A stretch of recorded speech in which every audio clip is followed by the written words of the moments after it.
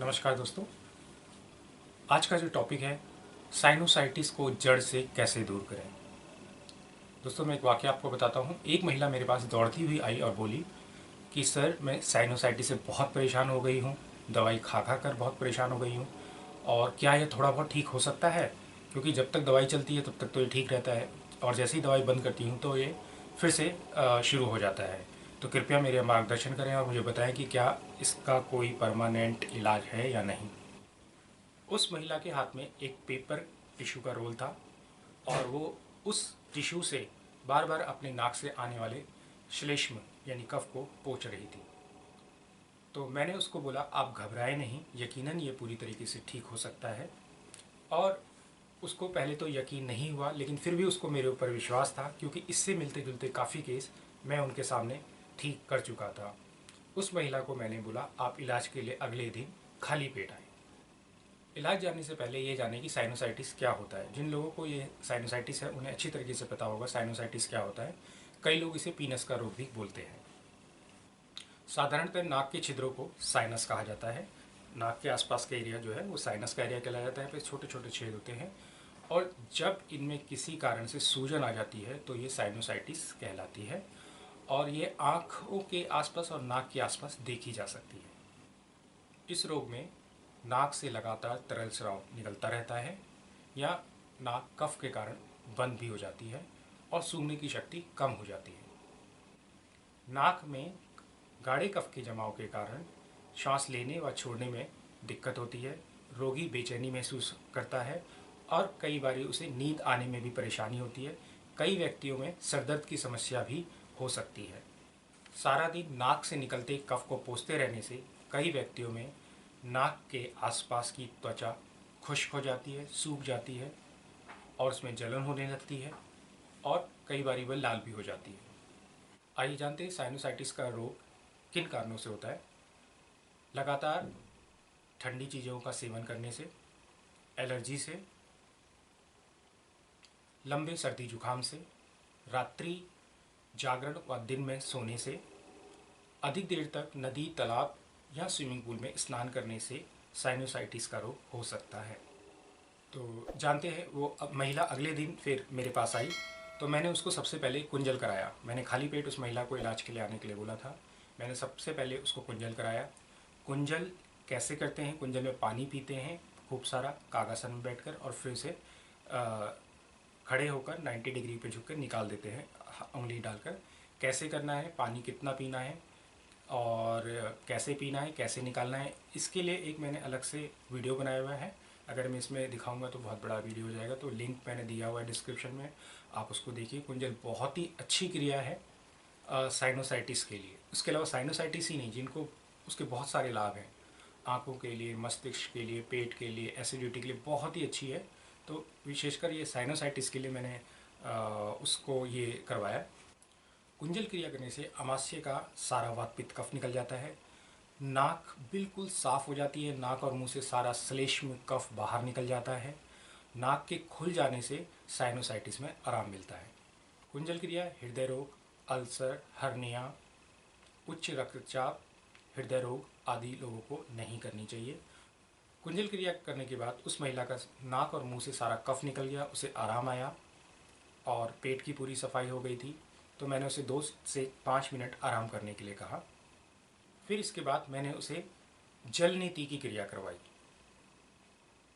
जल नीति की क्रिया, एक नाक से पानी डाला जाता है, दूसरे से निकाला जाता है और आप जैसा कि ये चित्र में देख रहे होंगे जल नीति की क्रिया। जल नीति को एक टोटीदार लोटे के द्वारा किया जाता है। इस लोटे को किसी भी प्राकृतिक चिकित्सा या योग आश्रम से प्राप्त किया जा सकता है। इस लोटे में गुनगुने पानी से थोड़ा गर्म पानी रखें। पानी कितना गर्म होना चाहिए इसका पता आप पानी को हथेली के पिछले भाग पर डालकर मालूम कर सकते हैं। यदि आप पानी हथेली के पिछले भाग वाली त्वचा पर ज़्यादा गर्म लगता है तो उसमें थोड़ा सामान्य पानी मिला लें, लेकिन पानी ज़्यादा ठंडा भी नहीं होना चाहिए। अब आप लोटे में आधे से 1 चम्मच नमक डालकर लोटे को दाएं हाथ की हथेली पर रखकर दोनों पाँवों के बीच 4 अंगुल का फासला रखकर बैठ जाएं। अब लोटे की टोटी को दाईं नाक पर लगाएं तथा सर को बाईं तरफ थोड़ा सा मोड़ें। ऐसा करने से पानी दाईं नासिका से होकर बाई नासिका से स्वतः निकलने लगेगा। इसमें ध्यान रखने की बात यह है कि श्वास नाक की बजाय मुंह से लेना है। ध्यान रखिए, श्वास नाक से नहीं लेना है, मुंह से लेना है। नाक से श्वास बिल्कुल नहीं लेना है, मुंह से सांस ही लेना है, मुंह से ही छोड़ना है। वरना अगर आप नाक से सांस लेंगे तो पानी आपके मस्तिष्क की तरफ जा सकता है, जिससे आपको छींक वगैरह आ जाएगी। तो इसलिए मुंह से ही श्वास लें। जब तक यह क्रिया करेंगे तब तक श्वास मुंह से लेना और छोड़ना है। आधे लोटे का पानी को दाई नासिका से तथा आधे लोटे के पानी को बाई नासिका से करें। फिर जलनीति करने के बाद मैंने महिला को भस्त्रिका कराई। जलनीति के बाद दोस्तों भस्त्रिका करना बहुत ही आवश्यक है, क्योंकि नाक में जो पानी बचा है उसे बाहर निकालना आवश्यक है। इसके लिए आपको खड़े होना होता है और कमर से 90 डिग्री का कोण बनाते हुए दोनों हाथ पीछे की तरफ बांधने होते हैं और ज़ोर से श्वास को दाएं बाएं ऊपर नीचे फेंकना होता है। जैसे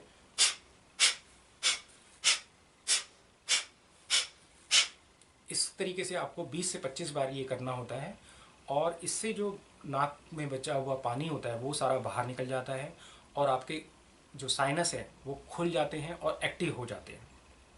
तो भस्त्रिका करने के लिए आपको सीधे खड़े होना है, 90 डिग्री का, जैसा कि चित्र में दिखाया गया है, 90 डिग्री का कोण बनाकर श्वास को ज़ोर ज़ोर से छोड़ना है। फिर उसी प्रकार गर्दन को घुमाकर ऊपर नीचे दाएं बाएं करके श्वास को हर तरफ आवाज़ के साथ नाक से छोड़ें। ऐसा करीब 1 मिनट तक भी कर सकते हैं, 20-25 बार भी कर सकते हैं। अब उस महिला के नाक और मुंह से पूरा कफ निकल चुका था, साइनस बिल्कुल खुल चुके थे, श्वास पूरी तरीके से नाक से जा रहा था और आ रहा था। और उस महिला ने कहा, मुझे पहले कभी ऐसा महसूस नहीं हुआ, मुझे बहुत आराम आया है। उसके बाद मैंने अगले दिन उस महिला को खाली पेट आने के लिए कहा। साथ ही मैंने उस महिला को यह सलाह दी कि दूध और दूध से बनी हुई चीज़ें ना लें, तली भुनी चीज़ें व चिकनाई ना लें। और साथ ही मैंने उसे सलाह दी कि आप लहसुन, तुलसी, अदरक, पपीता, नींबू और आंवले का प्रयोग अपने भोजन में ज़्यादा से ज़्यादा करें। महिला अगले दिन सुबह जब मेरे पास आई तो उसने मुझे बोला कि मेरा 50% साइनोसाइटिस ठीक हो चुका है। यह सुनकर मुझे बहुत प्रसन्नता हुई और इसके बाद हमने 1 सप्ताह तक उस महिला के साथ यही ट्रीटमेंट किया। कुछ श्वास की क्रियाएं भी उसके साथ जोड़ दी गई थी और खाने पीने में थोड़ा सा, जैसे मैंने अभी बताया, परहेज किया। और 1 हफ्ते के अंदर उस महिला का 95% साइनोसाइटिस ठीक हो चुका था और अभी भी वो महिला बिल्कुल सही है, साइनोसाइटिस बिल्कुल दूर हो चुका है और सामान्य तरीके से जीवन जी रही है। अगर आपको भी कुछ प्रश्न हो तो आप ज़रूर कमेंट्स करिए और हमें बताइए। जो क्रियाएं इसमें बताई गई हैं, कुंजल क्रिया है या जलनेति है या भस्त्रिका है, तो वो किसी योग्य गुरु की देखरेख में ही कीजिएगा। और अगर कोई प्रश्न है तो प्लीज़ मेरे को आप बताइएगा। और वीडियो देखने के लिए बहुत बहुत धन्यवाद। आप इसी तरह अपना प्यार मेरे साथ बनाए रखिए।